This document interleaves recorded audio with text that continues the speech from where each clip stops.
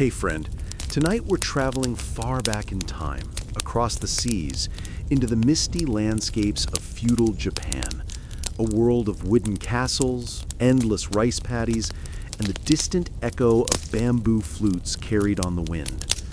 Imagine waking beneath a paper screen door, the faint scent of tatami mats filling the room, your day dictated not by your wishes, but by the strict order of class, custom, and survival.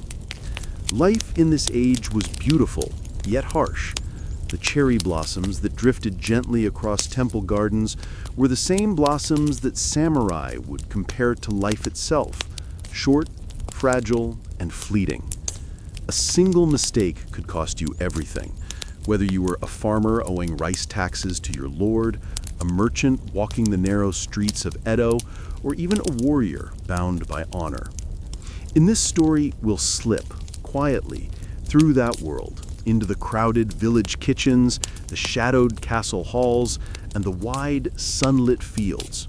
We'll see how food was eaten, how rules were obeyed, how punishments were carried out, and why life, while rich with ritual and beauty, was also endlessly fragile.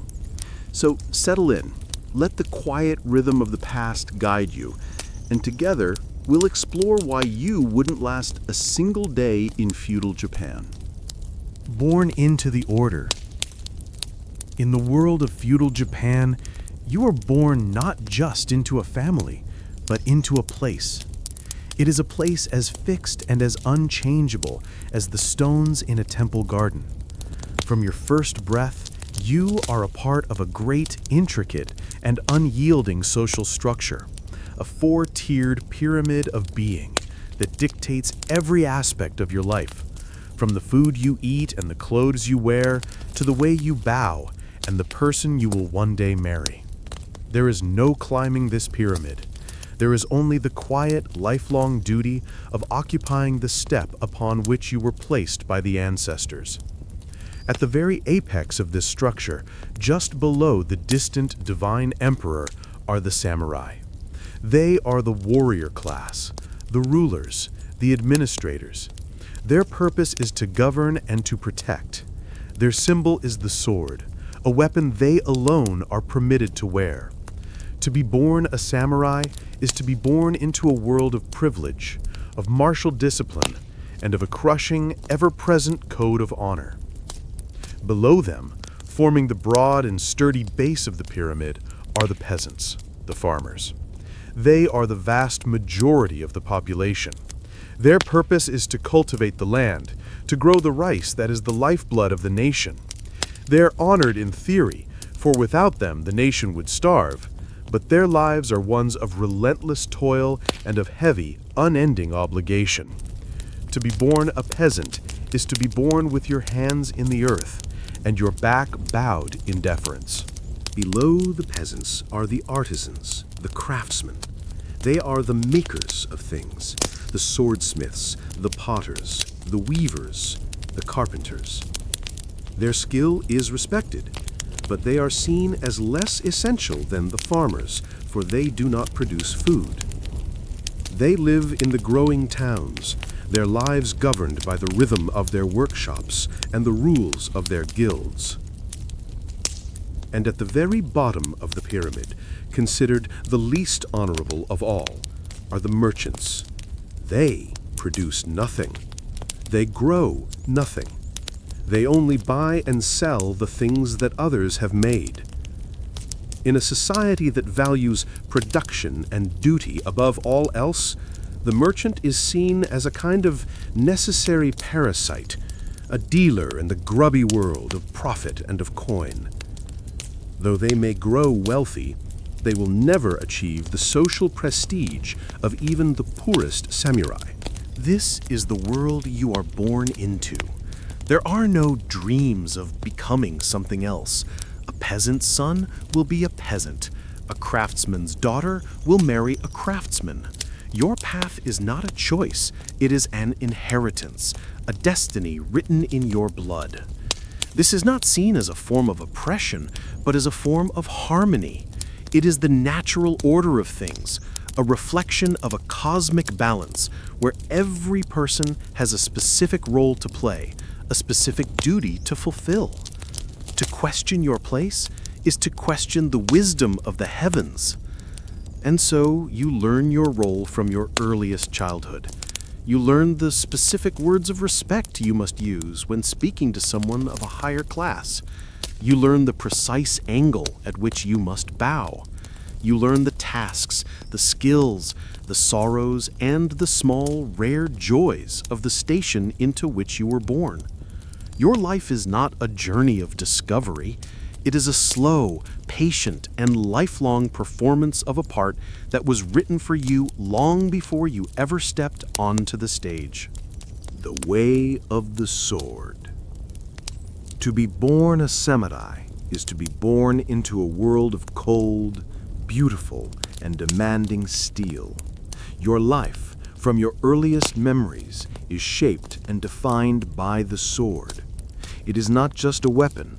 It is the physical embodiment of your soul, the symbol of your honor, and the constant, heavy reminder of your sacred and often brutal duty. The life of a samurai is a long, slow, and disciplined walk along the razor's edge of life and death. Your training begins almost as soon as you can walk. You do not play with simple wooden toys. You play with a small wooden practice sword. Your father, or a designated master, begins your instruction in the arts of war, the bujutsu. You spend countless hours in the dojo, the training hall, its wooden floors polished smooth by the bare feet of generations of warriors. You learn the stances, the cuts, the parries. Your young muscles ache. Your hands are covered in blisters. The training is repetitive, it is grueling, and it is relentless. The goal is not just to learn a set of techniques, it is to forge your body and your mind into a single, seamless, and unthinking weapon. But the way of the sword is about more than just fighting. It is about a code of conduct, a philosophy of life and of death, known as Bushido, the way of the warrior. You are taught that your life is not your own. It belongs to your master, your daimyo, the great feudal lord whom you serve. Your loyalty to him must be absolute, unquestioning, and stronger than any family bond, stronger even than your own instinct for survival. To die in his service is the greatest honor you can achieve. You are taught to live with a constant awareness of your own mortality. The samurai is one who lives as if he is already dead. This is not a morbid or a pessimistic philosophy, it is a practical one. By accepting the certainty of death, you free yourself from the fear of it. And a warrior who is free from fear is a warrior who can act with a calm, clear, and decisive mind in the chaos of battle. Your daily life is a ritual of preparedness. You rise before dawn. You perform a cold water ablution to purify your body and your mind. You practice your swordsmanship, the kenjutsu, the blade of your katana whistling through the crisp morning air. Your two swords, the long katana and the short wakizashi, are your constant companions. You never leave your home without them. They are a part of your very being, a heavy, constant weight on your hip, a public declaration of your status and your readiness to kill and to be killed. The life of a samurai is one of profound and often tragic contradictions. You are taught to be a master of violence, but also a man of culture, expected to compose poetry and to appreciate the subtle beauty of a tea ceremony. You are taught to be fiercely loyal to your lord, but you live in a world of political intrigue and betrayal, where today's ally can be tomorrow's enemy. You are a member of a privileged and powerful elite, but your life is one of constant discipline, of austerity, and of the ever-present shadow of a sudden and violent death. It is a hard, beautiful, and unforgiving path. The peasant's burden.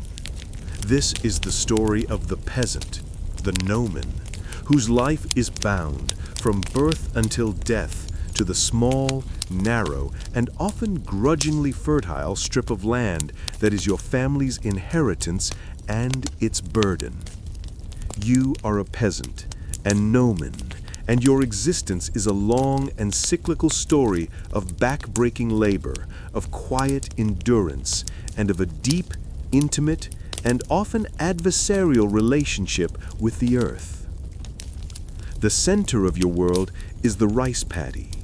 It is a shallow, rectangular field surrounded by low earthen dikes, and for much of the year it is a flooded landscape of still, brown water that reflects the vast, empty sky.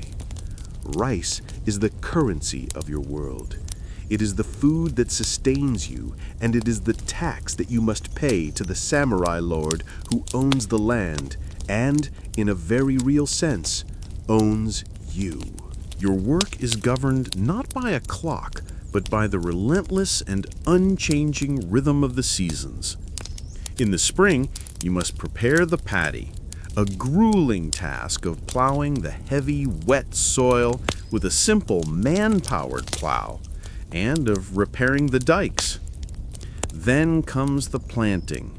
You stand for hours, your back bent, your bare feet sinking into the cold, oozing mud as you painstakingly transplant the young green rice seedlings from the nursery bed to the main field, planting them one by one in neat, straight rows. In the summer, the work continues. You must manage the complex irrigation system, the network of small canals and sluice gates that bring the vital water from the river to your field. You must spend your days weeding, a tedious and back-breaking task, pulling the invasive plants from the water by hand. You work under the hot, humid sun, your body aching, the sweat stinging your eyes. In the autumn comes the harvest, a frantic race against the coming of the bad weather. You drain the paddy and you cut the ripe golden stalks of rice with a simple handheld sickle. The cut rice is then hung on wooden racks to dry before the final exhausting task of threshing, of beating the stalks to release the precious grains. And when the harvest is finally in, it is not all yours. The Lord's tax collector, the samurai official, will come to the village.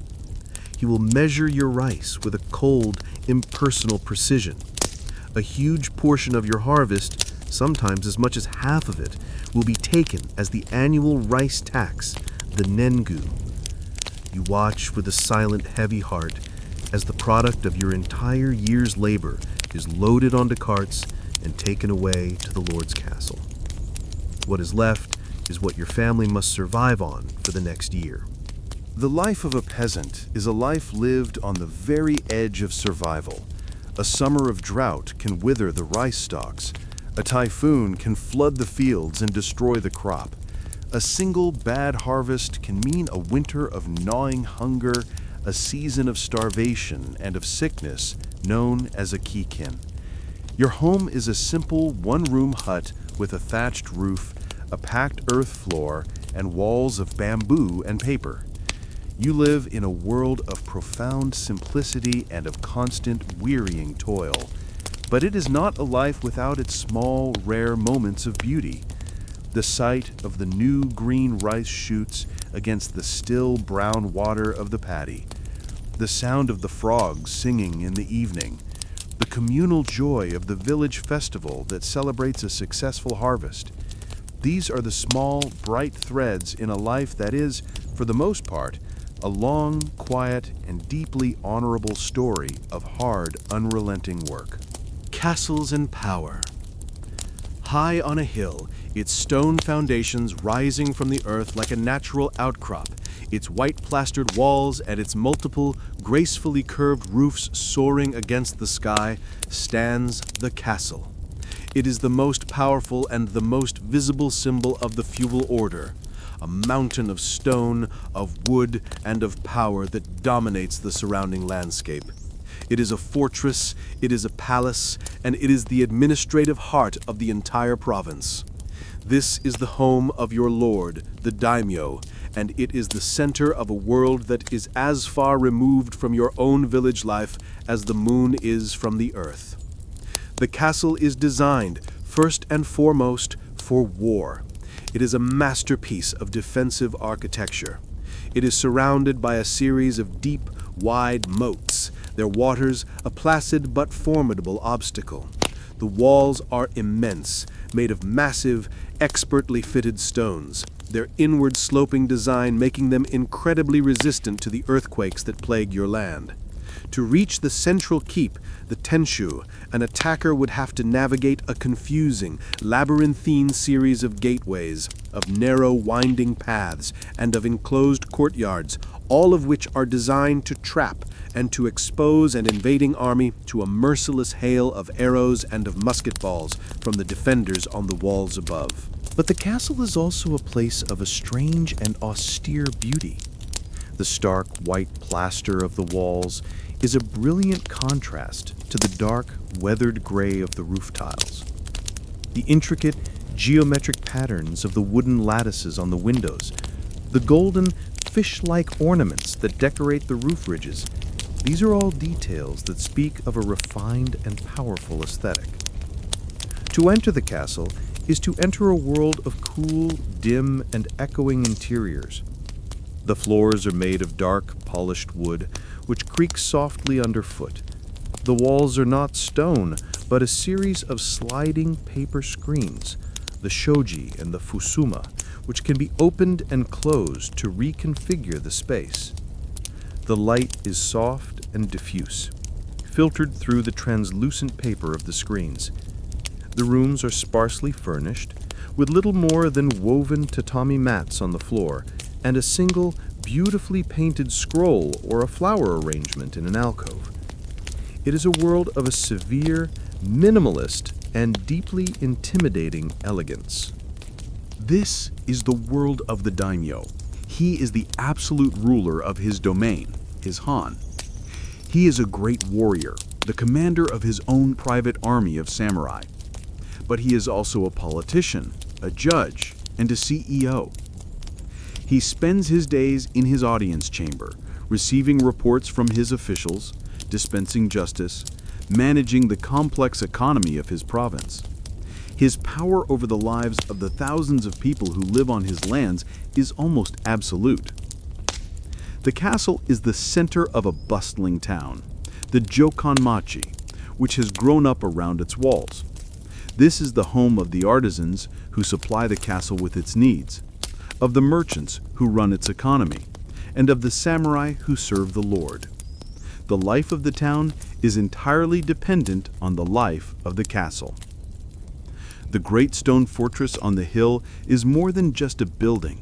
It is the heart of the province. It is the source of all law, of all power, and of all order. It is a constant, visible, and inescapable reminder of the immense and unbridgeable gulf that separates the world of the rulers from the world of the ruled. The emperor's distant gaze. In the complex and often violent world of feudal Japan, a world of shoguns, of daimyo, and of samurai, there is one figure who exists on a different plane, who seems to float above the bloody day-to-day struggles for power. He is the emperor. He resides in his vast, walled palace in the ancient, sacred city of Kyoto, and he is a figure of immense, almost unimaginable prestige. But his power is not the power of the sword. It is the power of the divine.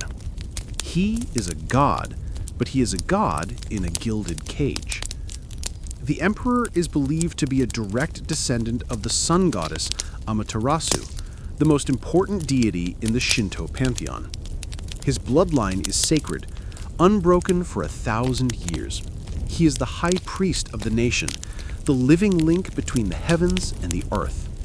His primary role is not to govern, but to perform the ancient, complex, and sacred rituals that ensure the harmony of the universe, that placate the gods, and that guarantee the fertility of the land and the prosperity of the people. His life is a continuous and highly constrained performance of this sacred role.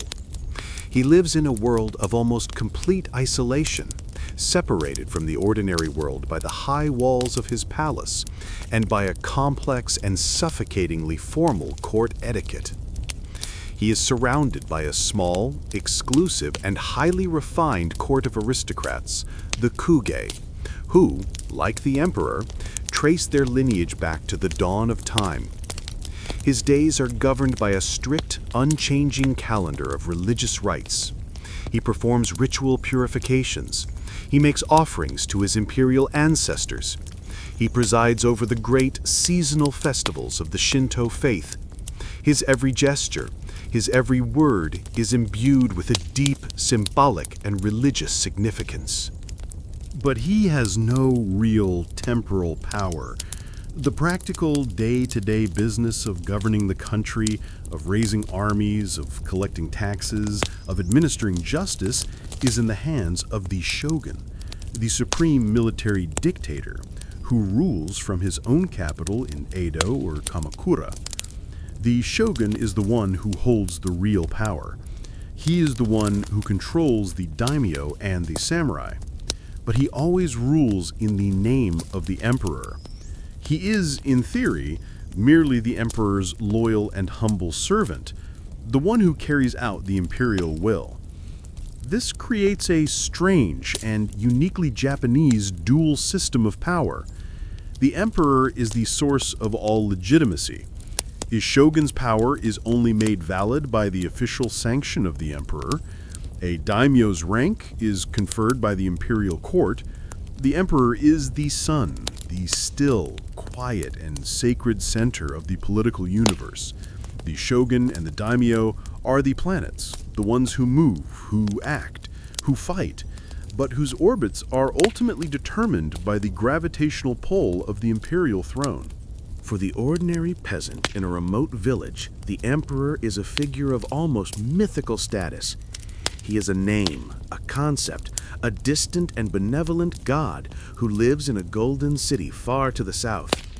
You would never see him, you would never hear his voice, but you would bow your head when his name was mentioned. You would know that his ritual prayers were what made the rice grow in your fields. His existence was a guarantee that, despite the chaos and the violence of your own world, there was a still, sacred, and unchanging center, a divine presence that ensured the ultimate harmony of the cosmos. The emperor's gaze is a distant one, but it is a gaze that holds the entire world in its quiet, powerful, and sacred embrace. A village awakens. The night in the village is a realm of profound and almost absolute darkness, a world of sealed shutters and of sleeping fires. But as the first, faint, and almost imperceptible hint of gray begins to soften the eastern sky, a slow and ancient process of awakening begins. The village returns to life not with a sudden jolt, but with a gentle, gradual, and deeply familiar sequence of sounds, of smells, and of sights. The first sound is not a human one.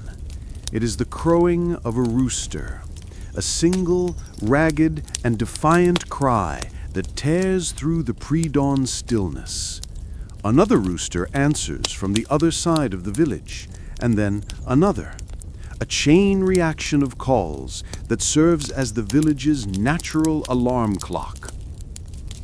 Soon after, another, more resonant and more human sound joins the chorus. It is the deep, slow, and somber tolling of the great bronze bell from the Buddhist temple on the small hill that overlooks the village. Gong, Gong, gong. Each toll seems to hang in the cool, damp air, a sacred and powerful summons to the new day.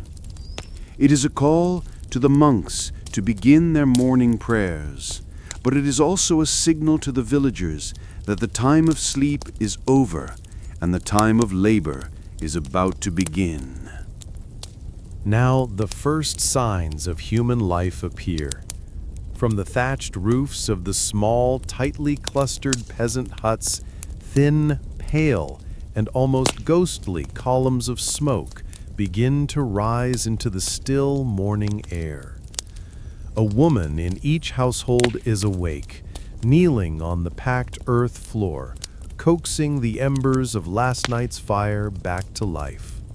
The smell of the wood smoke, sharp, clean, and slightly acrid, begins to drift through the village, the signature perfume of the rural morning. The wooden doors of the huts begin to creak open. People emerge, their forms shadowy and indistinct in the half-light. They move with a slow, stiff gait, their bodies still aching from the previous day's labor and the cold of the night. The sounds of their morning chores begin to fill the air, the rhythmic thud of a pestle in a mortar as someone grinds the day's grain, the splash of water as a woman fills her wooden buckets at the village well, the low, gentle moo of a cow being led from its shed. The roads of the village, which are not paved but are simply tracks of hard-packed earth, begin to see the first traffic of the day.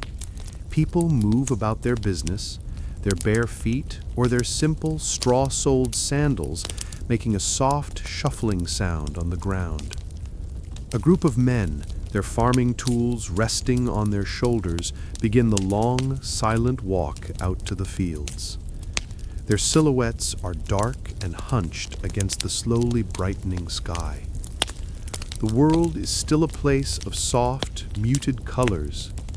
The sky is a pale, luminous gray. A thick, white mist often hangs low in the river valley, shrouding the fields and the base of the hills in a damp, ethereal blanket. The thatched roofs of the huts are dark with dew, and they seem to huddle together for warmth. As the sun finally clears the horizon, its first weak golden rays slant across the landscape, catching the smoke from the chimneys, glinting on the surface of the rice paddies, and casting long, soft shadows. The world is slowly being infused with light and with life. The village is awake. The great, slow, and unchanging rhythm of another day of survival, of labor, and of a quiet, enduring, and deeply communal existence has begun. The interior of the tea house is a space of almost perfect simplicity. The walls are made of a rough, earthy plaster. The ceiling is of dark, unadorned bamboo. The floor is covered with clean, sweet-smelling tatami mats. The room is almost completely empty. There is no furniture, no decoration, save for a single hanging scroll with a piece of beautiful calligraphy, and a single, simple flower arrangement in a small vase in the alcove, the tokonoma. The aesthetic is that of wabi-sabi, a beauty that is found in imperfection, in impermanence, in the quiet, humble, and rustic. The ceremony itself is a slow, graceful, and highly ritualized ballet of movement and of gesture. The host, or tea master, moves with an absolute economy and precision. Every movement, the way he folds the silk cloth to purify the tea utensils, the way he ladles the hot water from the iron kettle, the way he whisks the powdered green tea, the matcha, with a bamboo whisk until it becomes a frothy, emerald green liquid, has been practiced thousands of times until it is as natural and as unthinking as breathing. Women of the household. The official histories of feudal Japan, with their grand narratives of battles and of politics, are almost exclusively the stories of men. The world of women is a quieter, more private, and largely unrecorded one. But to ignore this world is to ignore the very foundation upon which the society was built. For it was the women, in their designated roles within the household, who were the managers, the producers, the educators, and the quiet, often invisible pillars of strength that held the entire structure together. The life of a woman was defined, from birth, by a strict, Confucian-influenced code of conduct that demanded obedience.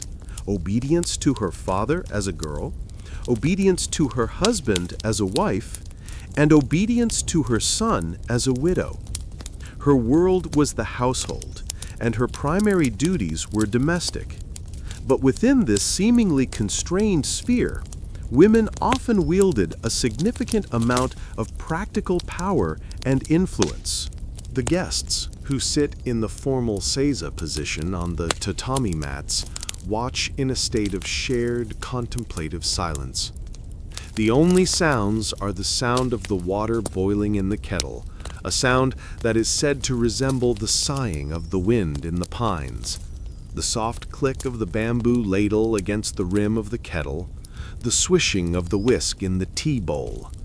Conversation is minimal, and it is focused on the appreciation of the moment, a quiet comment on the beauty of the flower arrangement, or on the exquisite handmade ceramic tea bowl that is being used. When the bowl of tea is prepared, it is offered to the first guest. He bows, takes the bowl, raises it in a gesture of respect, and then turns it in his hands so that he does not drink from its most beautiful front side. He takes a few small, appreciative sips. The tea is thick, slightly bitter, and deeply warming. Then he wipes the rim of the bowl with a cloth and passes it to the next guest. The single bowl is shared by all, a symbol of the unity and the harmony of the gathering. The tea ceremony is a profound escape. For the samurai, whose life is one of constant tension, of violence, and of the ever-present threat of death, the tea house is a sanctuary. It is a place where he can, for a brief time, lay down the heavy burden of his sword and his status and enter a world of pure, quiet, and simple beauty.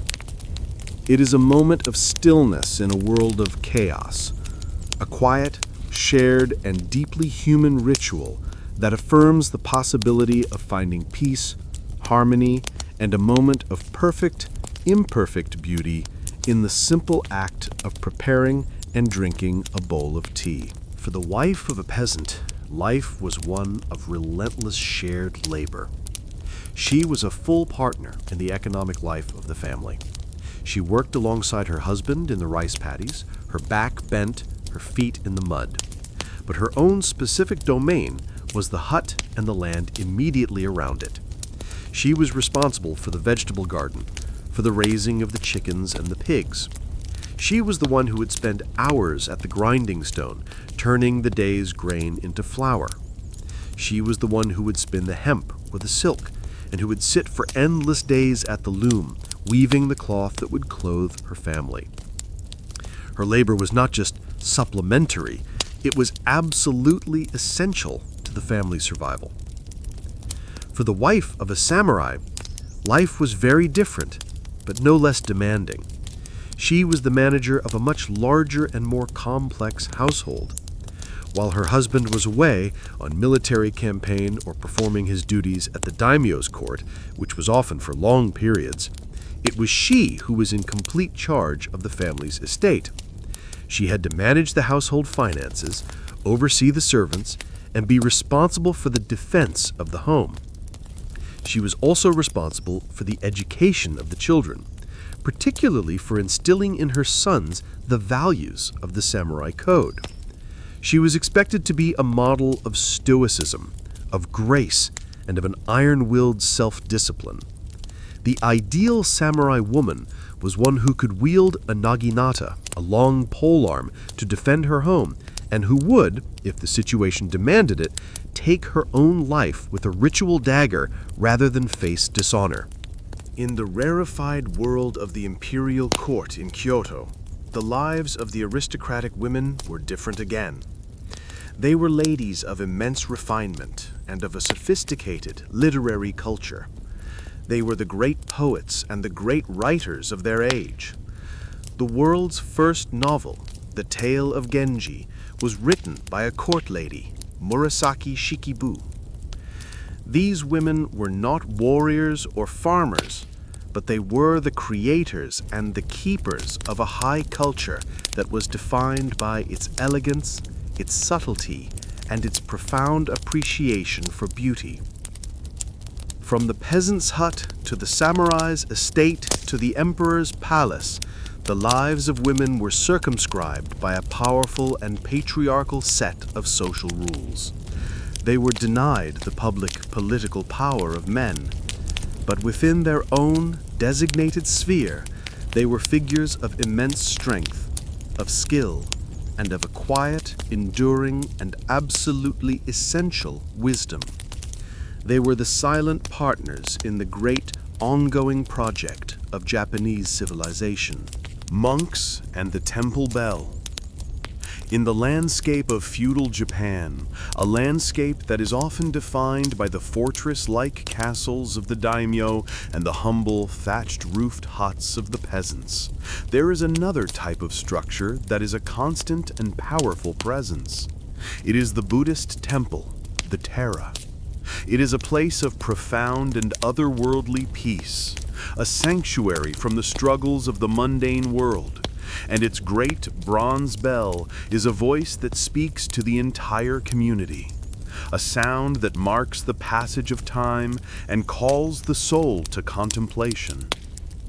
The temple is often situated in a place of natural beauty, on a hill overlooking the village, or nestled in a quiet wooded valley. To pass through the temple's main gate, the Sanman, is to step into a different world.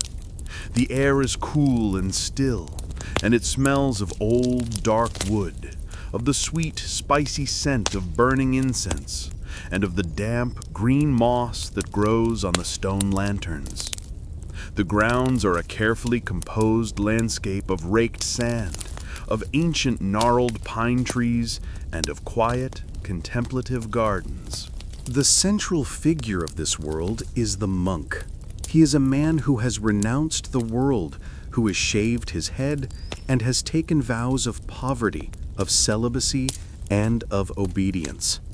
His life is one of rigorous and disciplined simplicity. His day begins long before dawn with the first tolling of the temple bell.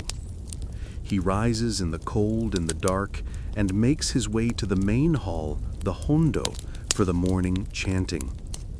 The sound of the chanting is a deep, hypnotic, and resonant drone, the sound of the sutras, the sacred texts of the Buddha, being recited from memory. It is a sound that is designed to still the mind, to empty it of the distracting thoughts and the worldly desires that are the source of all human suffering.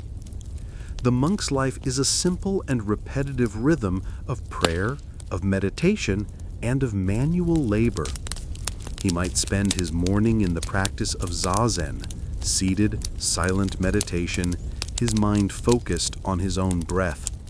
He might spend his afternoon tending to the temple's vegetable garden or sweeping the fallen leaves from the mossy paths with a bamboo rake.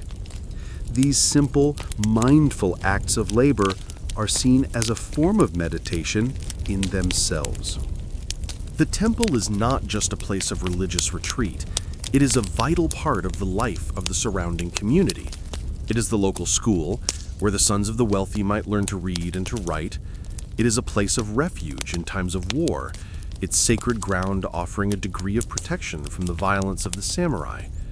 It is the community's hospital, the monks possessing a knowledge of herbal medicine. And it is the community's final resting place, the temple's graveyard, the home of the ancestors. But the most powerful connection between the temple and the village is the sound of the great bell. It is housed in its own special belfry, the shoro. At the beginning and the end of each day, a monk will sound the bell, not by pulling a rope, but by swinging a great suspended wooden log, the shumoku, against the outside of the bell. The sound is a deep, rich, and incredibly resonant gong that seems to penetrate the very soul. It is a sound of immense and profound peace. It is a call to awaken, a call to rest, and a constant, gentle reminder of the great Buddhist truths of impermanence, of suffering, and of the possibility of finding a quiet, still center in the midst of a chaotic and ever-changing world.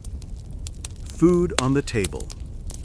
The story of a people can be told in the food that they eat, and in feudal Japan, the story is one of a profound and elegant simplicity, of a deep respect for the seasons, and of a diet that is born from the unique and challenging geography of a small, mountainous, and island nation. The food on the table is not a matter of rich, complex sauces or of extravagant displays of wealth. It is a quiet, humble, and deeply satisfying reflection of the land itself. The absolute, undisputed, and sacred king of the Japanese table is rice. Rice is more than just a food, it is the foundation of the entire civilization.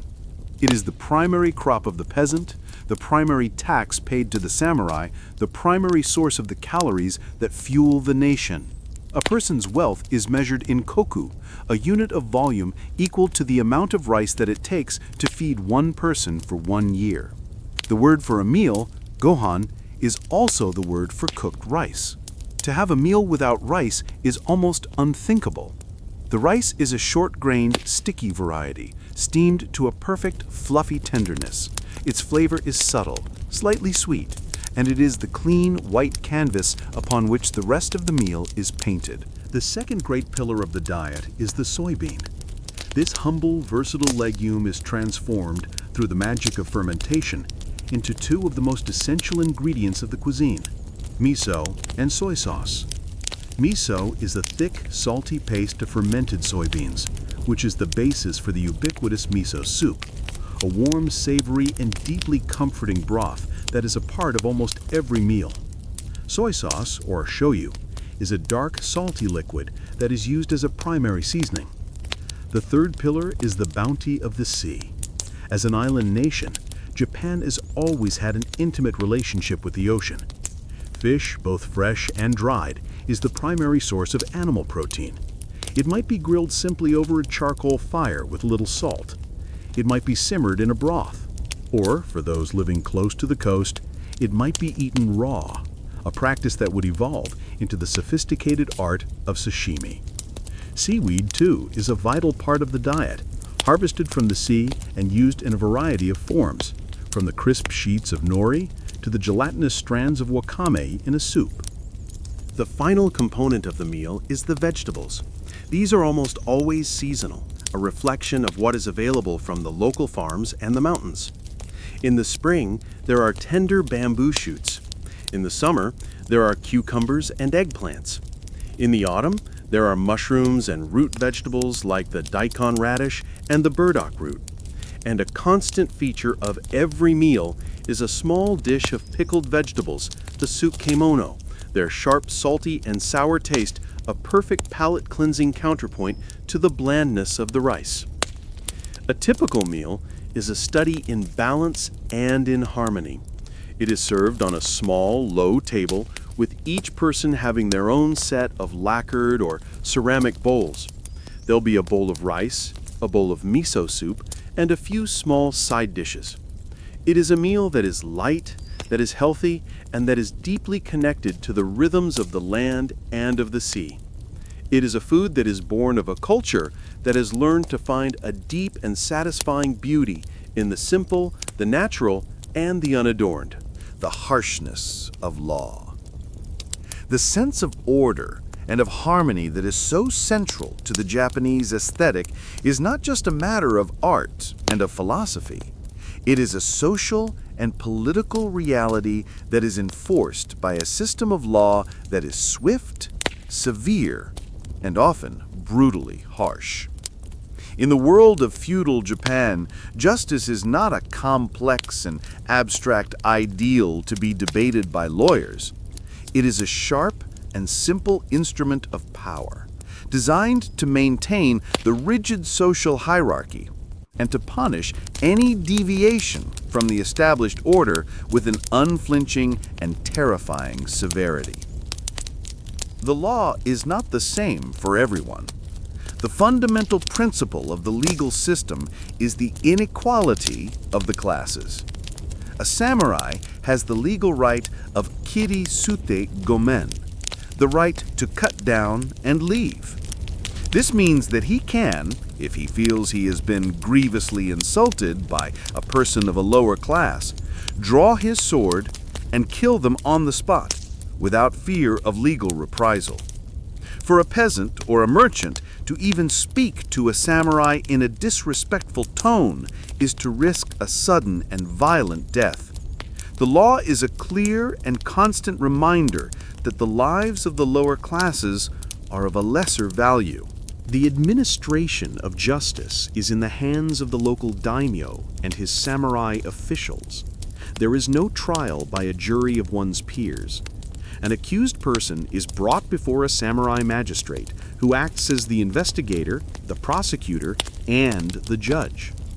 The primary goal of the legal process is to secure a confession, and to this end, the use of torture is a common and legally sanctioned practice.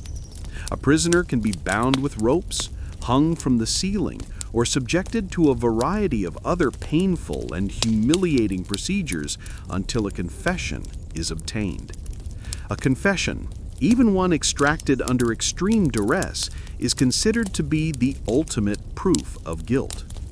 The punishments are designed to be a powerful and public deterrent. For minor crimes like petty theft or public brawling, the punishment might be a flogging with a bamboo cane or a branding with a hot iron, a permanent, visible mark of one's criminality. For more serious crimes, the punishments are a spectacle of state-sponsored terror. The most common form of execution is crucifixion, where the condemned is tied to a cross and then dispatched with a series of spear thrusts. Beheading is another common method. For the most heinous of crimes, like arson or rebellion, the sentence might be death by burning at the stake. These executions are public events. The condemned are paraded through the streets to the execution ground, which is often located in a prominent place, like a riverbank or a major crossroads. The entire community is expected to watch. The purpose is not just to punish the individual, but to terrorize the population, to instill a deep and abiding fear of the consequences of defying the authority of the ruling class. One of the most powerful and most feared aspects of the law is the principle of collective responsibility. A serious crime committed by an individual is not just their own responsibility, it is the responsibility of their entire family, and sometimes of their entire village. If a man is found guilty of treason, not only will he be executed, but his wife, his children, and his other close relatives may be executed as well. A brutal and efficient way of ensuring that there will be no one left to seek revenge. The law in feudal Japan is a cold, hard, and sharp-edged thing, a sword that is always held at the throat of the people, a constant, chilling reminder of the terrible price of disorder. The constant fear of war.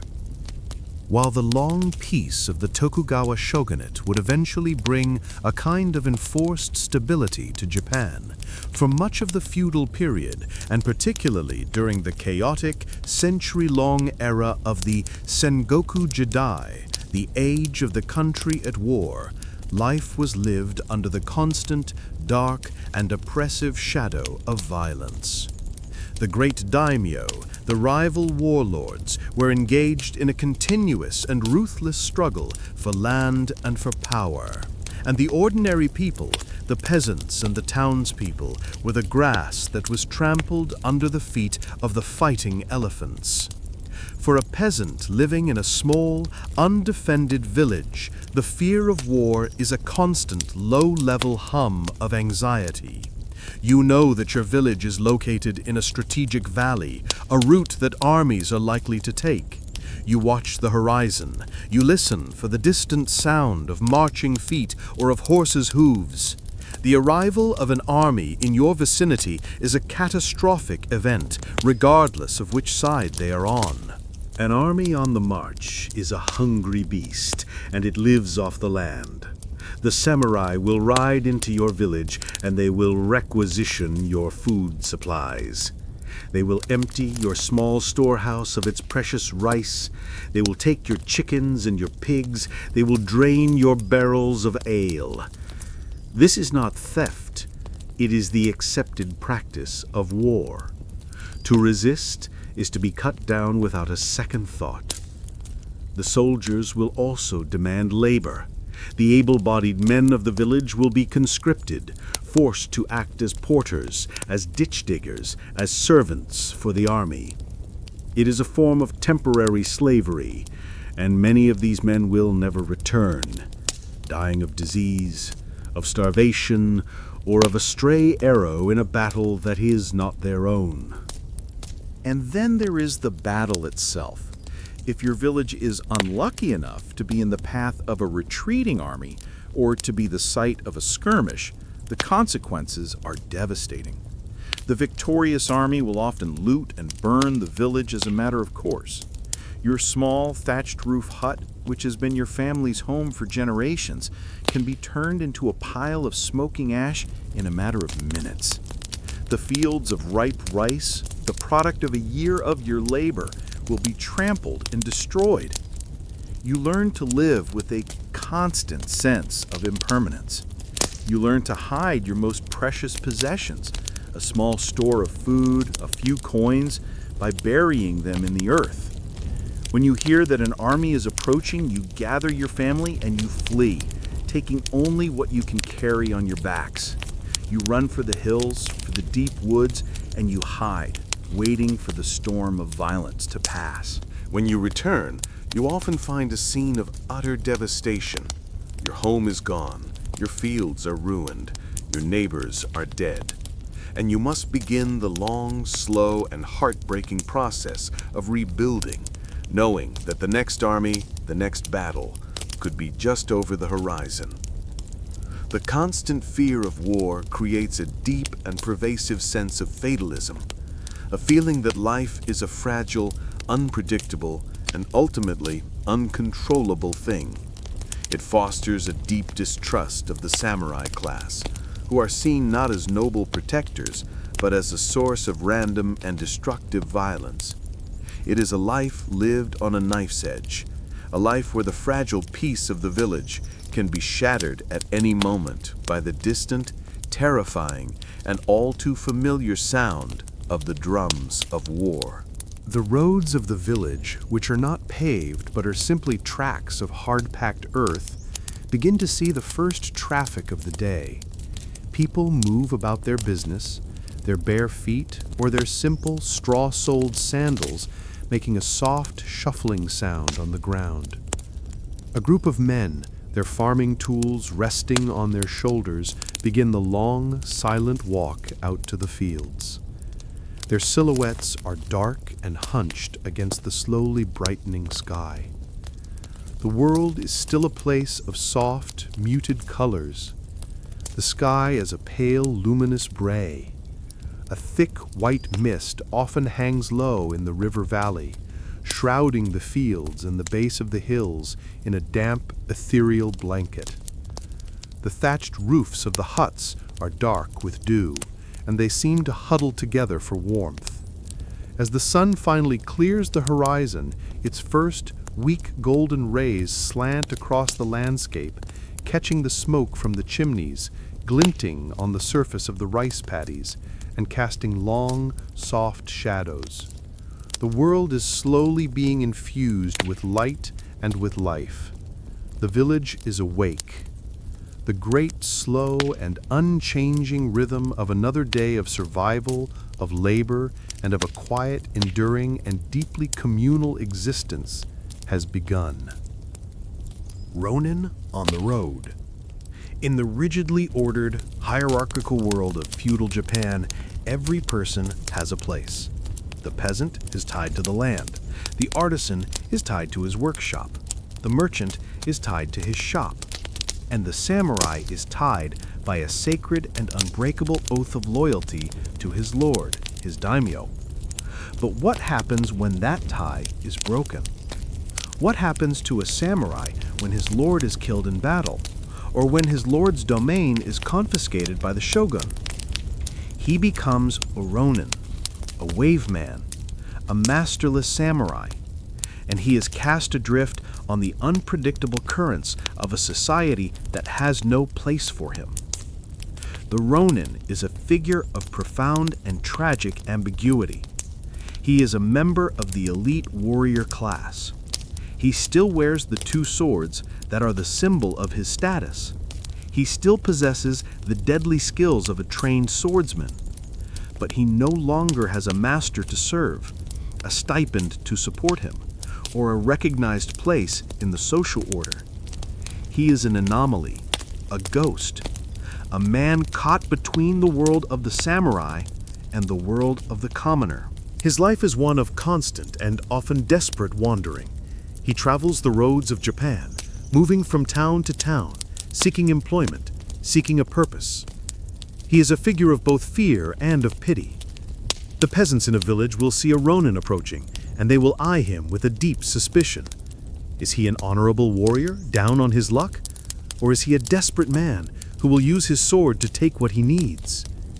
Many ronin, their code of Bushido eroded by hunger and by despair, turn to a life of crime. They become bandits. They become highwaymen. They become the hired muscle for gambling dens and brothels. But others cling desperately to their sense of honor. They seek to find a new master, to prove their worth, and to re-enter the world of the samurai. They might offer their services as a bodyguard to a wealthy merchant, or as a sword-fighting instructor to the sons of a lesser nobleman. It is a humiliating life, a constant struggle for a pittance of a wage, a life lived on the charity and the whims of others. The most famous story of the Ronin is the tale of the 47 Ronin of Akko, a true historical event that has become one of Japan's most cherished national legends. It is the story of a group of samurai whose lord was unjustly forced to commit ritual suicide, seppuku. They became Ronin, and they spent 2 years living in poverty and disgrace, pretending to be drunkards and fools, to lull their enemy into a false sense of security. And then, on a snowy winter's night, they came together, they stormed the mansion of their lord's enemy, and they killed him, avenging their master's honor. And then, their duty done, all 47 of them calmly and deliberately committed seppuku. This story, with its themes of unwavering loyalty, of patient planning, of the ultimate triumph of honor over adversity, represents the idealized image of the Ronin. But for the vast majority of these masterless men, there was no such glorious end. Their story was a much quieter and much sadder one. It was a story of a slow, grinding, and often lonely journey. A life spent on the dusty roads, forever searching for a place in a world that had cast them out. Their only companions the cold steel of their swords, and the fading, ghostly memory of a master they could no longer serve. Famine and fire. Life in feudal Japan is a life lived in a state of constant, fragile balance with the natural world. But the natural world of Japan is not a gentle or forgiving one. It is a landscape of immense and often violent power.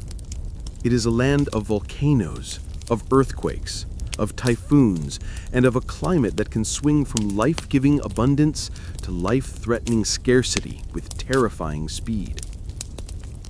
For the ordinary person, the two great, recurring, and natural threats that shape their existence are the threat of famine and the threat of fire. famine, the kikin, is the great, slow, and silent killer. The entire society is built upon the foundation of a single, delicate plant, the rice crop. And the rice crop is incredibly vulnerable.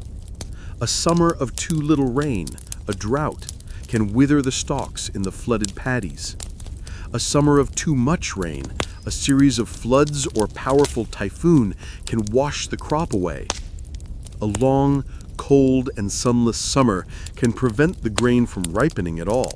When the harvest fails, the consequences are slow, inexorable, and horrific. The first to suffer are the peasants. Their own small personal store of rice, what is left after the Lord's tax has been taken, runs out quickly. They're forced to eat famine foods, the rough, unpalatable, and often barely nutritious substitutes that they can forage from the wild. They eat the roots of ferns, the bark of pine trees, the acorns from the oak, all ground into a coarse, bitter flour to be mixed with their dwindling supply of grain. As the winter deepens, the hunger gives way to outright starvation. The people grow weak, their bodies emaciated, their immune systems collapsing. They become susceptible to disease. The village becomes a place of ghosts, of silent, skeletal figures with swollen bellies and hollow eyes. People sell their children into servitude for a single, small bag of rice. In the most desperate of times, there are whispers of the ultimate taboo, of cannibalism, of villages where the living have been forced to feed on the bodies of the dead. Fire is a different kind of killer. It is not slow and silent, but swift, hot, and spectacularly destructive. The cities and the towns of Japan are built almost entirely of wood, of bamboo, and of paper. The houses are packed tightly together, their thatched or shingled roofs almost touching across the narrow lanes. The city is a tinderbox, a vast, ready-made bonfire waiting for a single spark. The spark can come from anywhere. A cooking fire left unattended, a candle knocked over in the night, an ember from a blacksmith's forge carried on the wind. Or it can come from the earth itself, from the overturning of a lantern during one of the frequent earthquakes. When a fire starts, it spreads with an unimaginable speed. The wind, funneled by the narrow streets, turns the blaze into a roaring firestorm.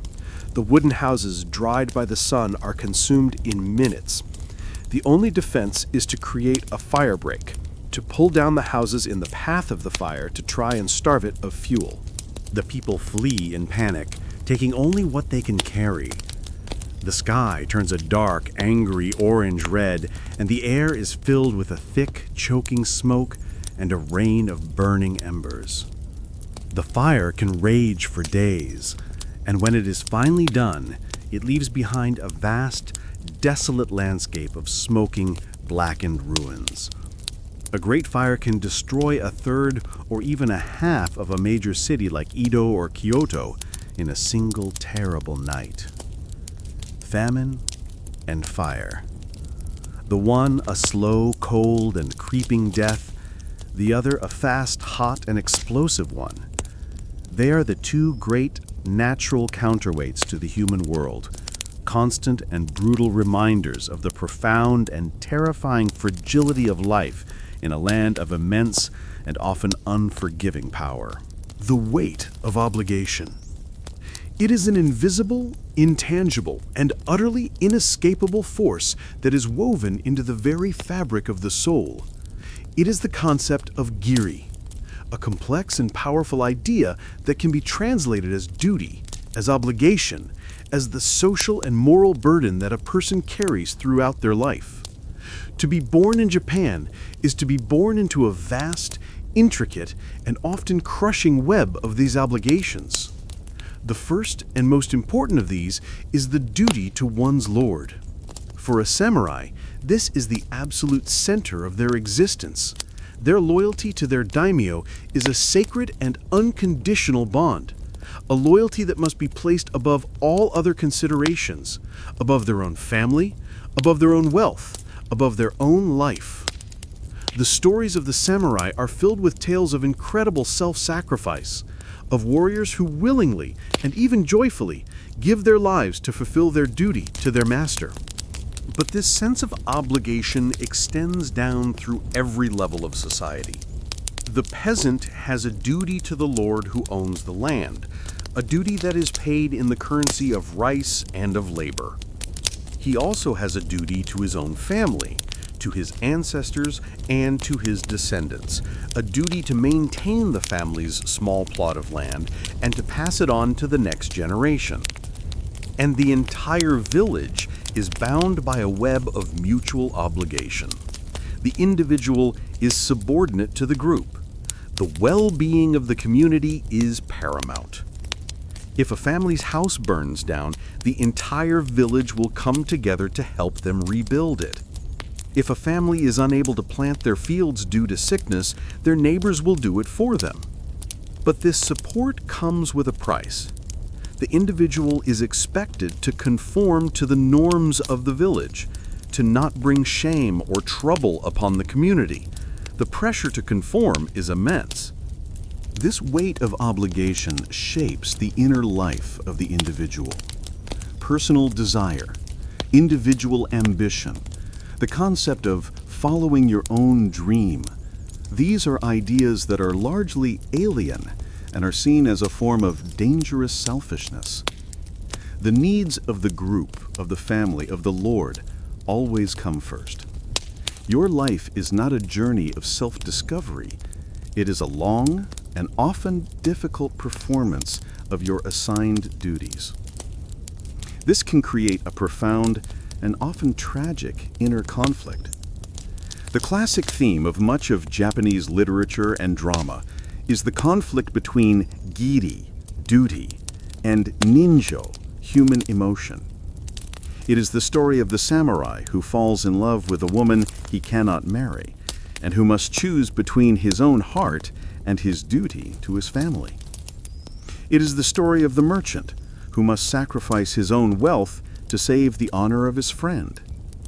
In these stories, the choice is almost always the same. Duty must triumph. The individual must sacrifice their own happiness for the sake of the greater good, for the sake of maintaining the social harmony. Cherry blossoms and impermanence.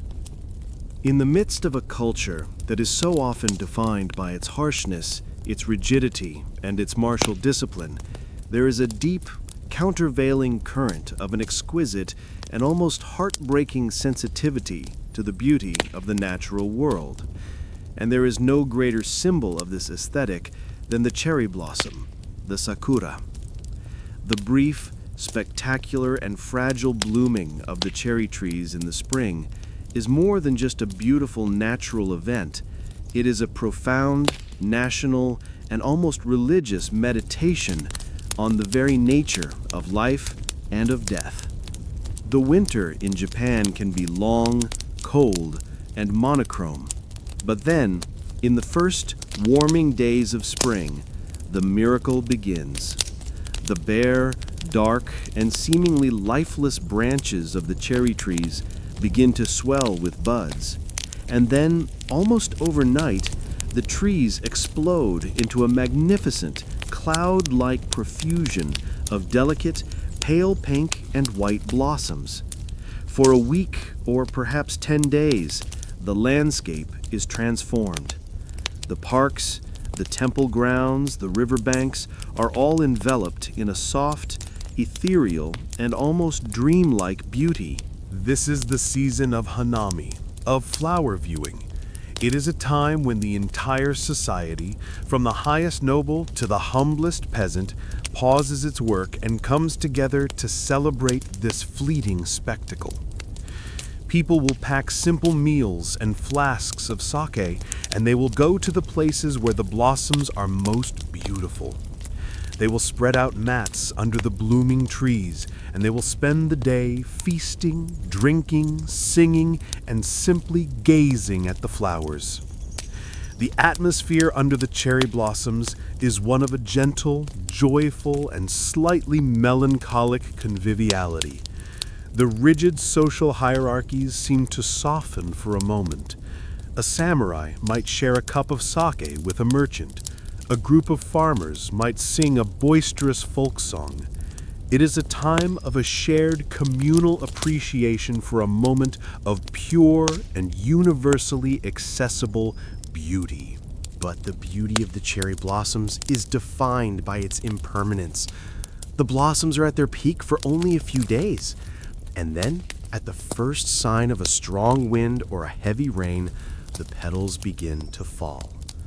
They do not wither and fade on the branch, they are released in their full beauty, and they drift down to the ground in a soft, silent, and beautiful snow of pink and white.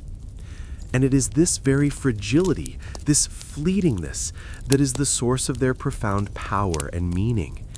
The cherry blossoms are a living symbol of the great Buddhist concept of mono no awari, a gentle, untranslatable sadness at the transience of all things. The blossoms are a reminder that life, like their beauty, is short, that it is precious, and that it must be appreciated in the moment, for it will not last. This philosophy resonated particularly deeply with the samurai, the warrior, who lived his own life in the constant shadow of a sudden and violent death, saw in the falling cherry blossoms a perfect metaphor for his own fate. To die in the prime of one's life, in the full bloom of one's strength and honor, was seen as the ideal death for a samurai. The cherry blossom became the unofficial emblem of his class.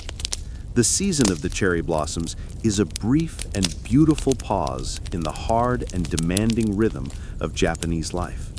It is a time for quiet contemplation, for shared joy, and for a deep philosophical acceptance of the beautiful, fragile, and inescapable truth that all things, no matter how lovely, must eventually pass away. The brush and the blade. In the Western imagination, the samurai is a figure of pure martial ferocity, a man defined entirely by his sword, the katana. But this is a deeply incomplete picture, for the true ideal of the samurai, particularly in the more peaceful and refined periods of Japanese history, was not just to be a master of the blade, but also a master of the brush. The path of the warrior, Bushido, was a path that demanded a balance between the arts of war, Bu, and the arts of culture, Bun. The same hand that could deliver a fatal sword stroke was also expected to be able to create a work of delicate and profound beauty. This dual pursuit was seen as essential to the development of a complete and well-rounded warrior. The discipline, the focus, the mental clarity, and the deep spiritual calm required for the arts of the brush were seen as being directly complementary to the skills required for the arts of the sword. The one cultivated a sensitivity to beauty, the other a readiness for violence. Together, they created a man who was both strong and refined, both deadly and compassionate. The most important of the literary arts was calligraphy, shodo, the way of the brush. This was not just a form of handwriting, it was a high art form, a spiritual discipline, a mirror of the writer's soul.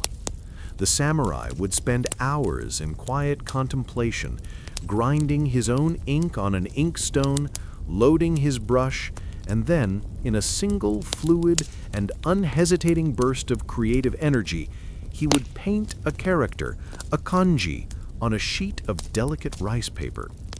The quality of the calligraphy was judged not just by its technical correctness, but by its vitality, its balance, its spirit. A man's character was believed to be visible in the quality of his brush strokes. Poetry was another essential art form. The samurai was expected to be able to compose poetry, particularly in the short, evocative, and highly compressed forms of the tanka and the haiku.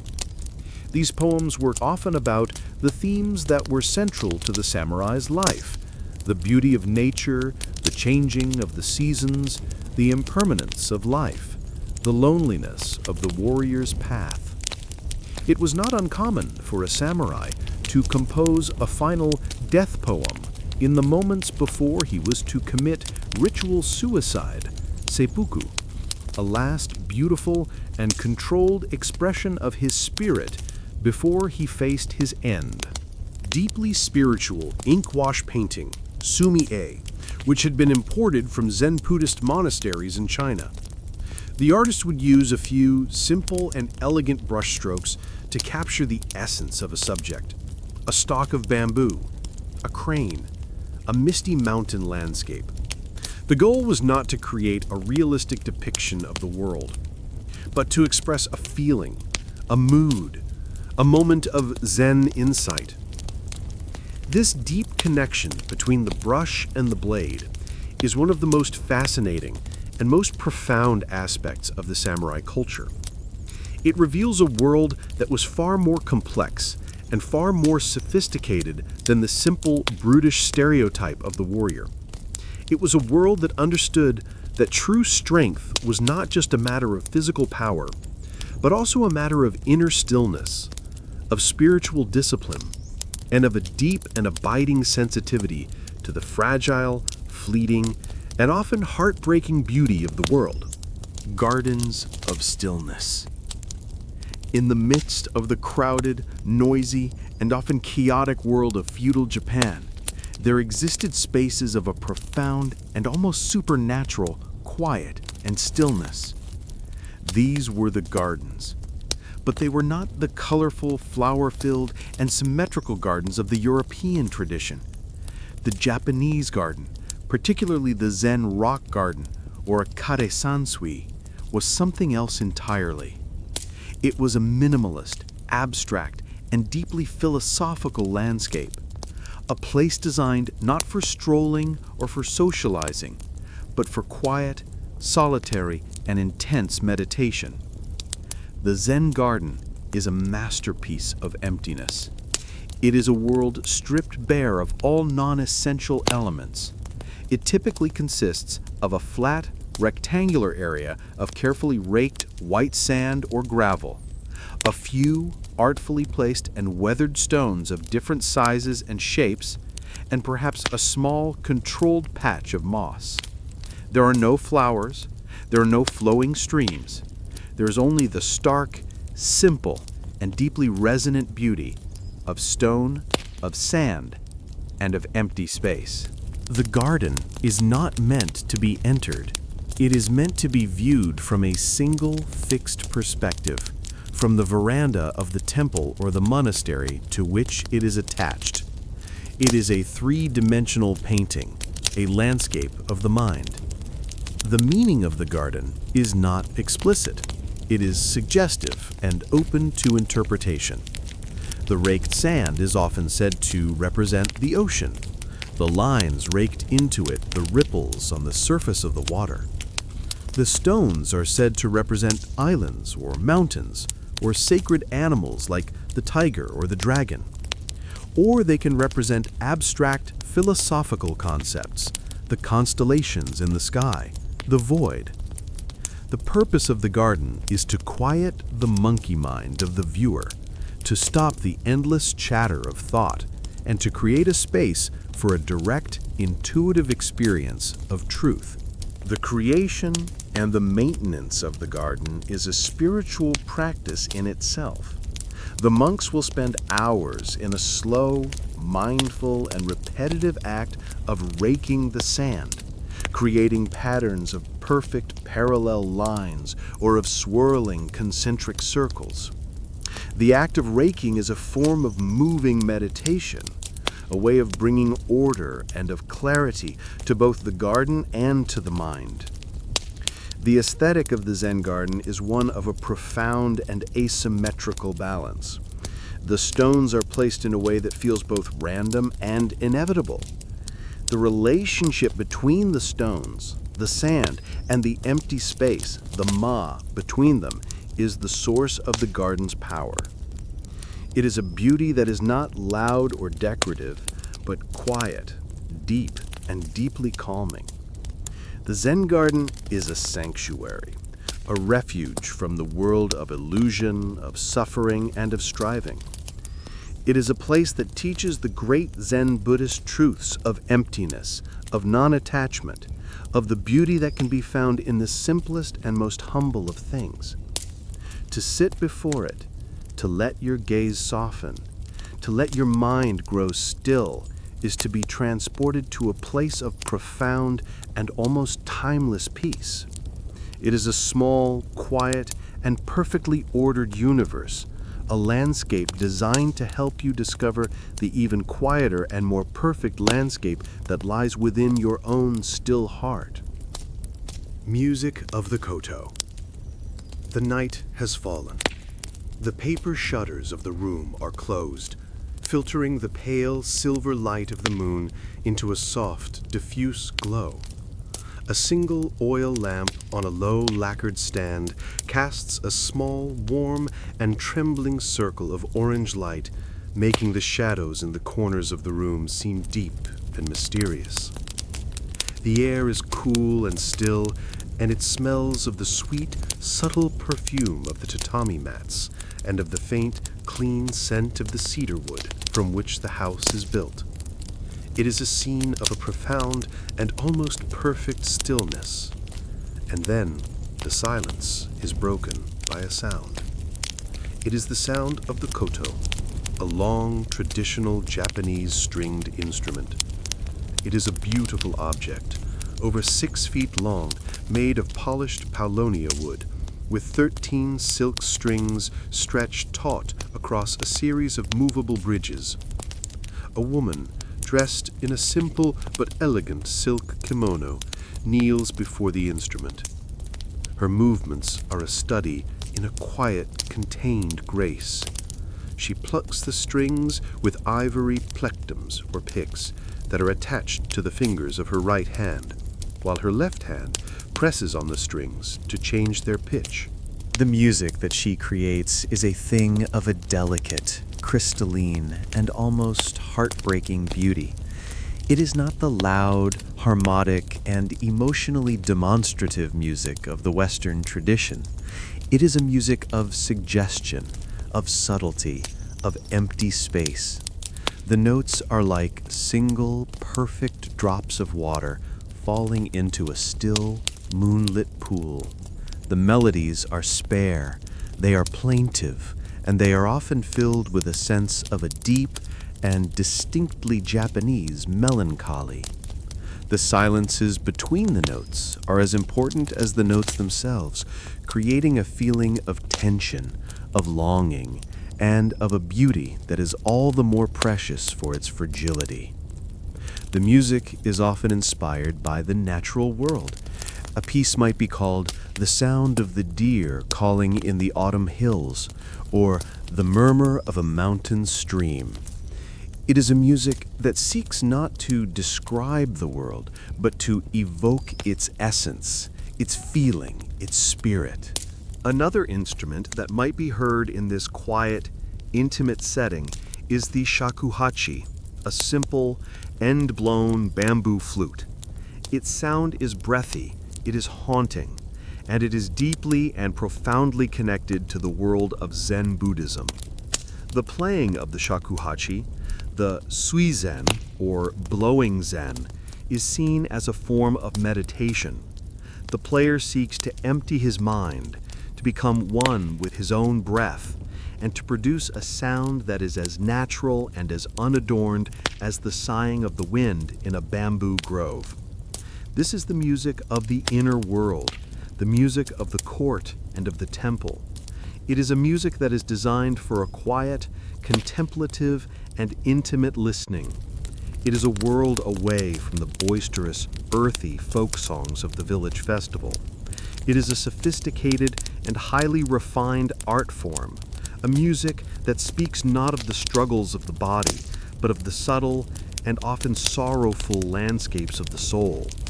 To listen to it is to be transported to a place of a deep, quiet, and almost unearthly peace. Festivals of fire and dance.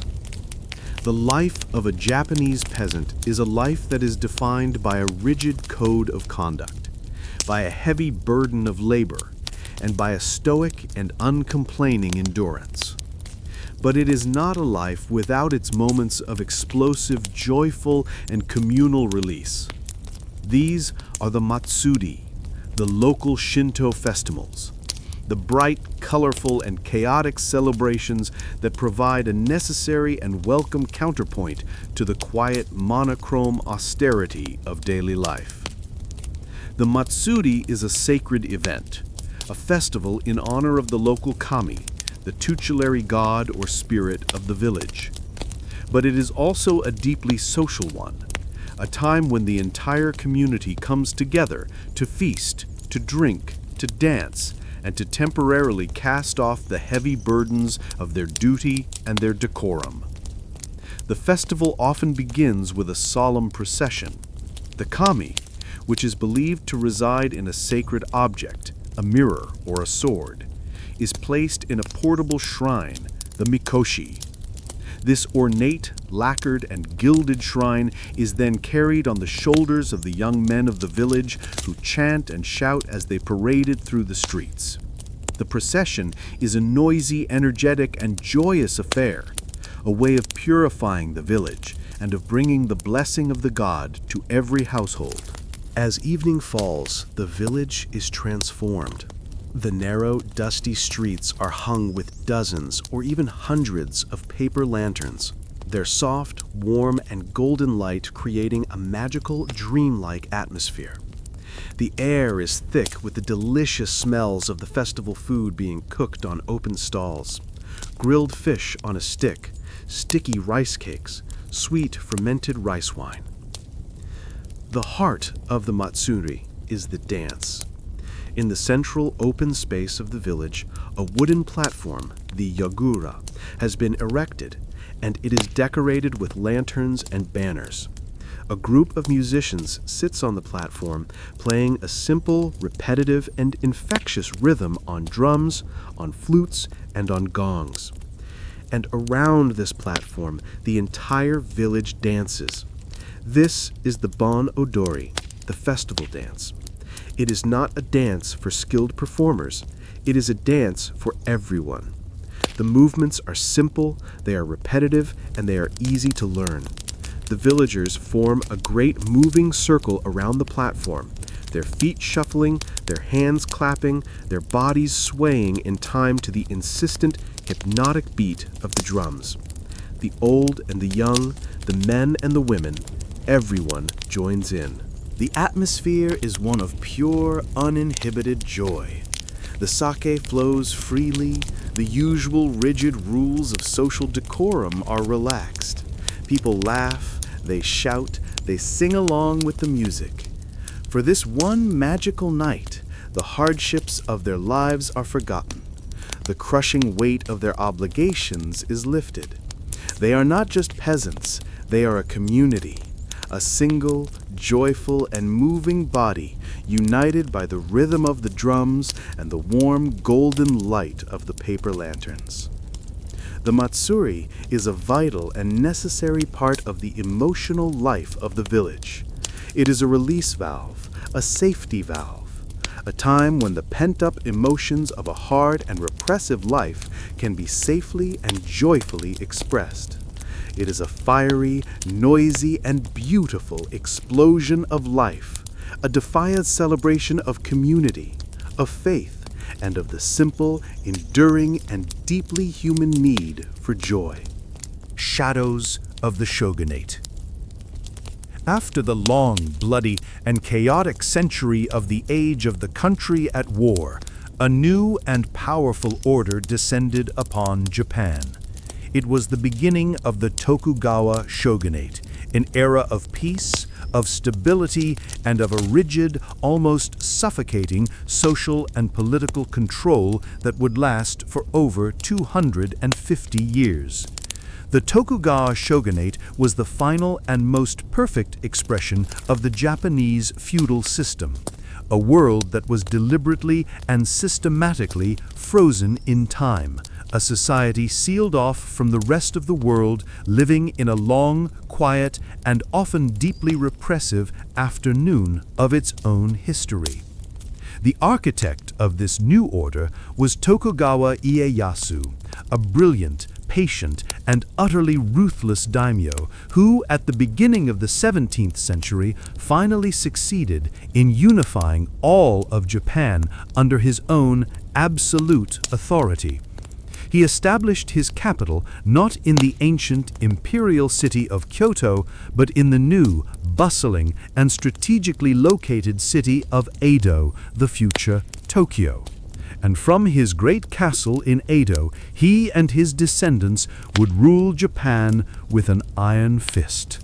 The Tokugawa system was a masterpiece of social engineering, designed to ensure that the chaos of the civil wars would never return. The first and most important tool of this control was a rigid and legally enforced class system. The four classes, the samurai, the peasants, the artisans, and the merchants, were locked into their positions. There was no social mobility. A peasant could not become a samurai. A merchant could not marry into a samurai family. Each class had its own specific laws, its own dress code, its own prescribed place in the social order. The samurai, who had once been a class of warring nobles, were transformed into a class of salaried urban bureaucrats. The daimyo, the great provincial lords, were stripped of much of their independent power. They were required to spend every other year in the capital city of Edo, a system known as sankin kotai, or alternate attendance. And when they returned to their own domains, they were required to leave their wives and their children behind in Edo as permanent hostages of the shogun. This brilliant and expensive system ensured that the daimyo were in no position to plot a rebellion. But the most famous and most profound of the Tokugawa policies was the policy of national seclusion, sakoku. Fearing the disruptive influence of European colonialism and of Christianity, the shoguns systematically shut Japan off from the rest of the world. Foreigners were expelled, Japanese people were forbidden to travel abroad, and foreign trade was restricted to a single, tiny, and heavily guarded Dutch trading post on an artificial island in the harbor of Nagasaki. For 2.5 centuries, Japan existed in an almost complete state of self-imposed isolation. It was a time of an unprecedented and unbroken domestic peace. It was a time when the arts and the culture of Japan, freed from the disruptions of war and of foreign influence, developed in their own unique and highly refined way. The culture of the samurai, of the tea ceremony, of the Zen garden, many of the things that we think of as being quintessentially Japanese reached their most perfect expression during this long, quiet, and inward-looking period. But it was a peace that was purchased at a high price. It was a society that was static, that was repressive, that was deeply resistant to change. The shadows of the Tokugawa shogunate were the shadows of a world that was deliberately and successfully held in a state of suspended animation, a beautiful, orderly, and almost perfectly preserved insect in a block of amber. The last of the samurai. The long, profound, and almost unnatural peace of the Tokugawa shogunate had a strange and paradoxical effect on the class that was at the very top of its social pyramid, the samurai. The samurai were a warrior class. Their entire identity, their code of honor, their very reason for being was rooted in the arts of war. But in a world where there were no wars to be fought, what was the purpose of a warrior? The long Tokugawa peace created a deep existential crisis for the samurai, a slow and often painful decline that would see them transformed from fierce, independent warriors into a class of indebted, ceremonial, and increasingly obsolete bureaucrats. With the end of the civil wars, the samurai were no longer needed on the battlefield. Instead, they were required to live in the castle towns of their daimyo, where they served as administrators, as clerks, as officials in the vast and complex bureaucracy that governed the feudal domains. The sword, which had once been the tool of their trade, now became a symbol of their status, a piece of ceremonial dress that was rarely, if ever, drawn in anger. The martial skills that had been honed over centuries of constant warfare began to atrophy. The samurai spent their days not in the dojo, but behind a desk, shuffling papers, collecting taxes, enforcing the myriad and minute regulations of the shogunate. This new, sedentary, and urban lifestyle was an expensive one. The samurai were paid a fixed stipend in rice by their daimyo, but as the economy of Japan became more and more commercialized, a rice-based income was often not enough to keep up with the rising cost of living in the city. The samurai were expected to maintain a certain standard of living, to have a fine house, to wear silk robes, to participate in expensive social rituals. Many of them fell deeply into debt, often to the very merchant class that they officially despised. The proud, honorable warrior was now a poor, indebted office worker, a man whose social prestige was increasingly at odds with his economic reality. A deep sense of unease and of purposelessness began to pervade the samurai class. Some of them reacted by becoming even more obsessed with the past, with a romanticized and idealized version of the old warrior code of Bushido. They wrote books about it. They practiced the old martial arts with a new and almost fanatical devotion. They were trying to keep alive the spirit of the warrior in an age that no longer had any use for him.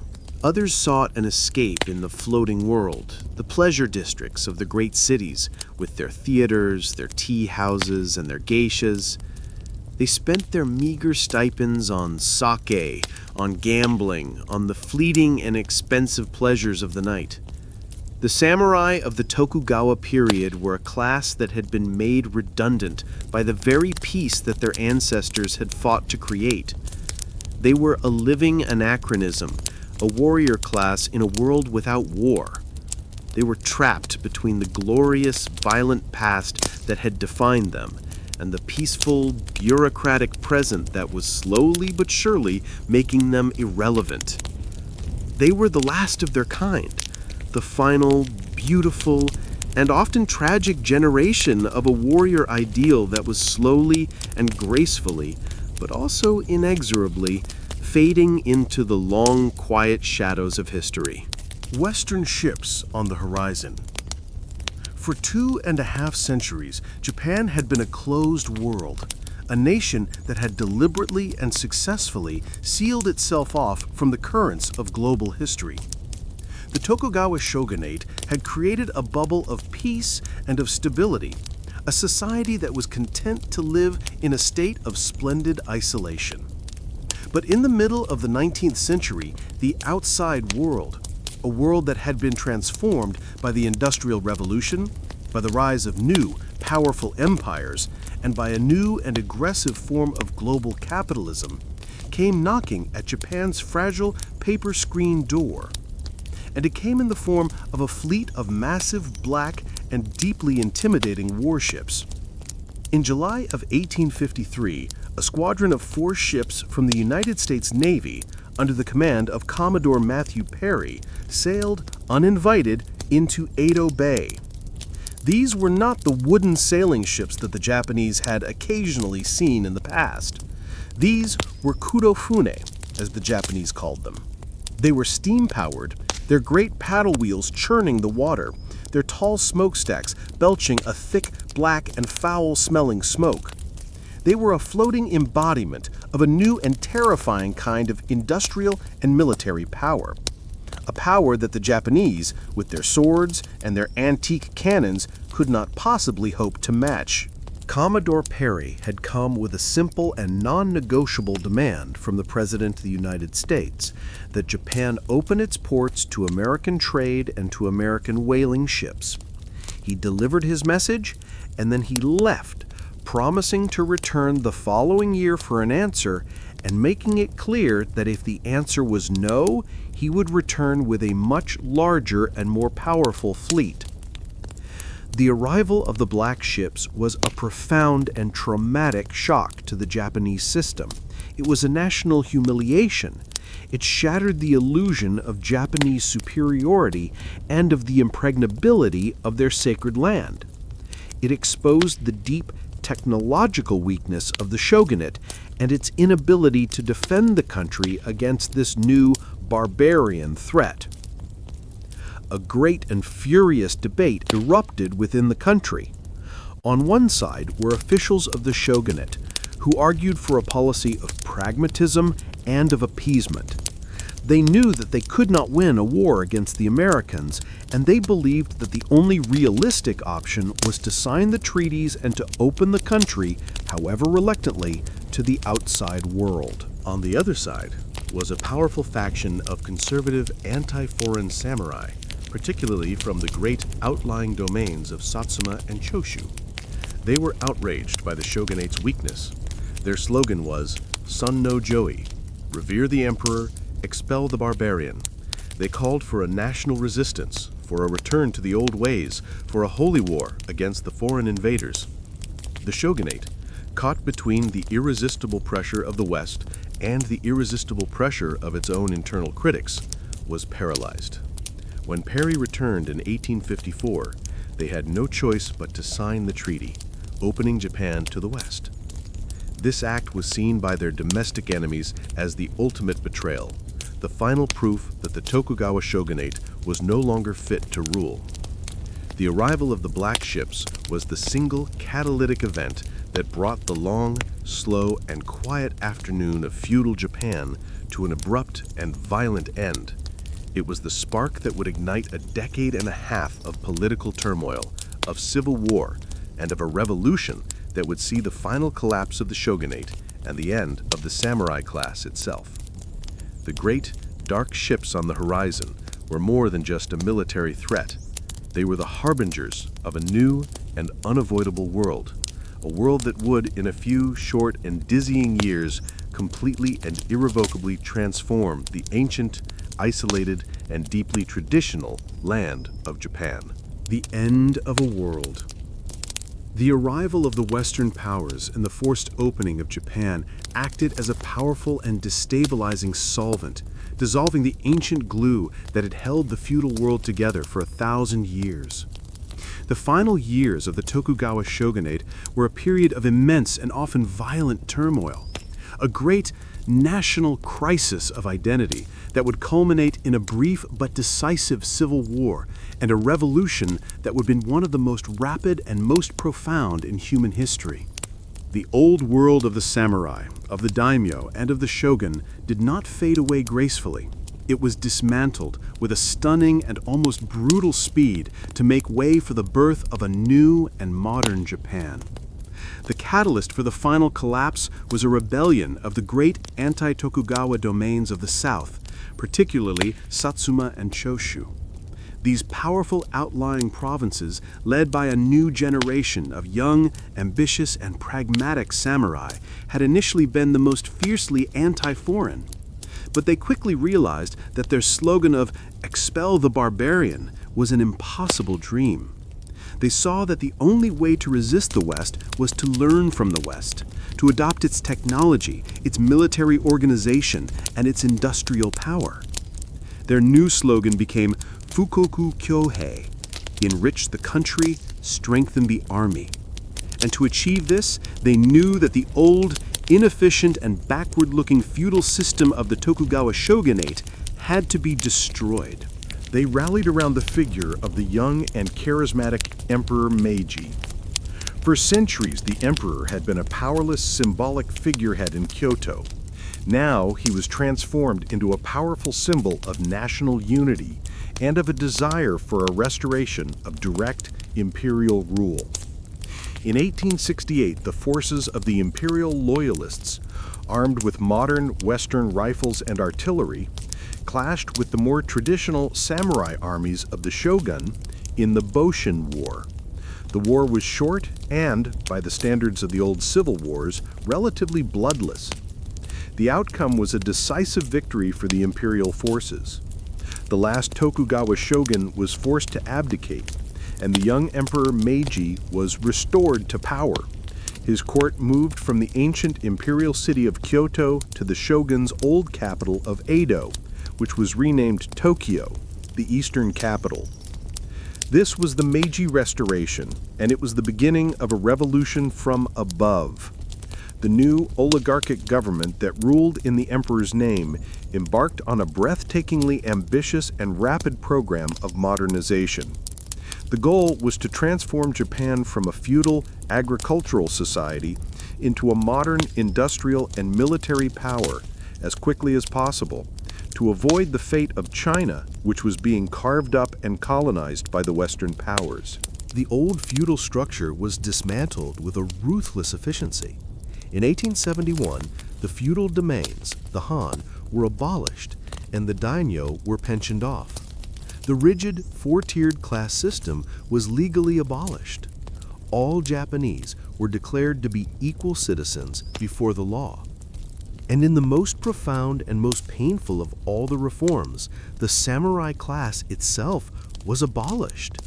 They were stripped of their exclusive right to wear swords. Their traditional, rice-based stipends were replaced with a one-time payment of government bonds. The warrior class that had ruled Japan for 1,000 years was, with the stroke of a pen, legislated out of existence. The end of the old world was a bewildering and often traumatic experience for those who had been a part of it. There were several last-ditch and ultimately tragic samurai rebellions, like the Satsuma Rebellion, led by the great, heroic, and anachronistic figure of Saigo Takamori. But these were the final, dying embers of a fire that had already been extinguished. The new Japan was a world of factories, of railroads, of telegraphs, of a conscript army, of a Western-style constitution. The world of the katana, of the daimyo's castle, of the strict and beautiful and often brutal order of the feudal age was gone forever, vanished like the morning mist, a lost and deeply romanticized world that would now exist only in the realm of memory, of art, and of a deep and enduring national nostalgia. A meditation on duty and beauty. As the last of our stories from this distant and often misunderstood world comes to a close, and as you allow the quiet, steady rhythm of your own breath to draw you towards the shores of sleep, let us pause for a final, quiet meditation on the strange and powerful legacy of feudal Japan. It is a world that, by our modern standards of freedom and of individualism, seems almost impossibly harsh, a place where we would not last a day. And yet, it is a world that continues to exert a powerful and an enduring fascination upon us, a world whose memory still enchants us with its profound and often heartbreaking beauty. The first and most overwhelming impression of this world is one of a crushing and inescapable duty. It is a world where the individual is almost completely submerged in the needs of the collective. Your life is not your own. It is a single, small, and ultimately expendable part of a larger whole. Your family, your village, your clan, your lord. The weight of this obligation, this deity, is a constant and heavy presence, a force that dictates your every choice, that suppresses your every personal desire. It is a world that is, in many ways, the polar opposite of our own, a world that would seem to us to be a cold, impersonal, and deeply oppressive cage. And it is a world of a casual and often brutal violence. It is a world where a man can be cut down in the street for a perceived insult, where public executions are a form of entertainment, where the lives of the common people are seen as a cheap and expendable resource in the endless, bloody wars of the powerful. It is a world without safety nets, without human rights, without the fundamental assumption that every individual life has an intrinsic value. It is a world where survival itself is a daily and an uncertain struggle. And yet it is this very same harsh and unforgiving world that produced a culture of an almost unparalleled and exquisite beauty. This is the great and enduring paradox of feudal Japan. It is a world that created the brutal military code of Bushido, but also the quiet contemplative stillness of the Zen garden. It is a world where the hand that was trained to wield the deadly katana was also the hand that was trained to arrange a single perfect flower in a vase, or to paint a fleeting misty landscape with a few elegant strokes of a brush. It is a culture that found a profound and deeply moving beauty in the very things that made life so difficult. In a world of constant violence and of sudden death, it cultivated an almost religious appreciation for the fragile, fleeting, and impermanent beauty of the cherry blossom. In a world of poverty and of scarcity, it developed the aesthetic of wabi-sabi, the art of finding beauty in the simple, the humble, the imperfect, the worn. The memory of feudal Japan enchants us because it speaks to a deep and often unacknowledged part of our own modern souls. It speaks to our longing for a world of clarity, of purpose, of a deep and unwavering sense of duty. It speaks to our desire for a connection to something larger than our own small individual lives. And it speaks to our hunger for a beauty that is not loud or decorative or disposable, but quiet, deep, meaningful, and true. It is a world we would not and could not survive in, but it is a world that has left behind a legacy of an almost impossible and deeply moving beauty, a beauty that was born not in spite of its harshness, but because of it. It is a quiet, powerful, and enduring testament to the capacity of the human spirit to find a fragile and an unforgettable kind of grace in the very heart of the darkness.